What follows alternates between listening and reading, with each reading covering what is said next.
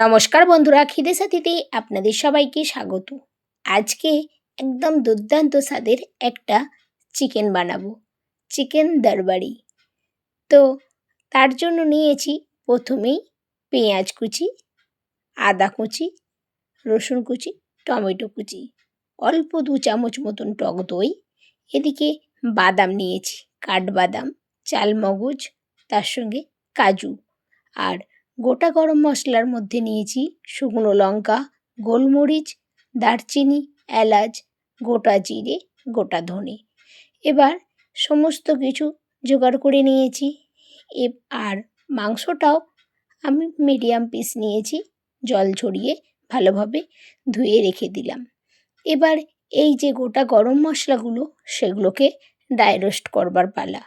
একটু হালকা করে ড্রাই রোস্ট যখন হয়ে যাবে, এবার সমস্ত বাদামগুলো দিয়ে ভালো করে নাড়াচাড়া করব, যতক্ষণ না গায়ে আঁচ পড়ে। দেখবেন যখন আঁচ পড়ে গেছে তখন নামিয়ে ঠান্ডা হতে দেব। কড়াইয়ে পরিমাণ মতন তেল দিয়েছি, তেলটা আমি সামান্যই দিয়েছি, আপনারা কমিয়ে বাড়িয়ে অবশ্যই নিতে পারেন। তারপর পেঁয়াজ কুচিগুলো দিয়ে দিয়েছি, দিয়ে যখন লাল লাল হয়ে গেছে তখন রসুন কুচিগুলো দিয়ে দিয়েছি। আপনারা অবশ্যই পেঁয়াজটা একটু বেরেস্তার মতন করে ভাজবেন। রসুনটা যখন ভাজা হয়ে গেছে তখন ওই ড্রাই রোস্ট করা মশলাগুলো সমস্ত কিছু গুঁড়ো করে নিয়েছিলাম, তেলের মধ্যে দিয়ে দিয়ে ভালোভাবে নাড়ানো চাড়ানো করার পর আদা কুচিটা দিয়ে দিলাম। আদা কুচিটা যখন একটু ভালোভাবে ভাজা হয়ে যাবে, এবার টক দইটা দিয়ে দিলাম, একটু ভালোভাবে ফেটিয়ে রেখেছিলাম। এবার ভালো করে কষিয়ে নেওয়ার পালা। এবার টমেটো কুচি দেব, দেওয়ার পর একটু নাড়াচাড়া করার পর রেগুলার মশলা আর নুন দিয়ে ভালোভাবে আবারও কষাবো। টমেটোটা যতক্ষণ না সিদ্ধ হয় ততক্ষণ নাড়াচাড়া করব। আপনারা অবশ্যই এটা জানাবেন, একবার হলেও বানিয়ে দেখবেন, আমাকে কমেন্টের মাধ্যমে জানাবেন যে কেমন লাগে খেতে।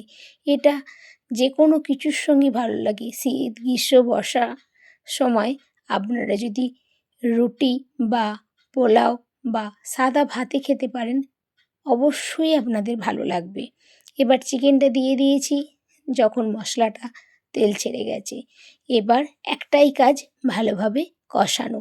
যতক্ষণ না ভালোভাবে কষানো হবে ততক্ষণ আপনারা গ্যাসটা অবশ্যই সিমে দিয়ে কষাবেন, নাড়াচাড়া করতে থাকবেন।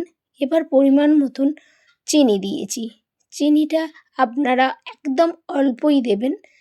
আর নুন ঝাল ব্যালেন্স হওয়ার জন্যই শুধুমাত্র চিনিটা দিলাম, আপনারা চিনিটা নাও দিতে পারেন। এবার জল ঢেলে দিয়েছি অল্প পরিমাণ, তারপর 3টে চেরা কাঁচা লঙ্কা দিয়ে বেশ খানিকক্ষণ ঢাকা দিয়ে রাখবো।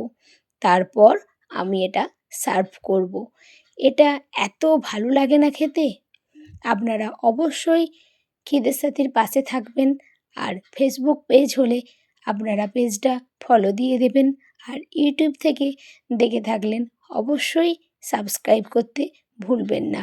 আমি খিদে সাথী আপনাদের পাশে আছি, আপনারা আমার পাশে থাকবেন অবশ্যই।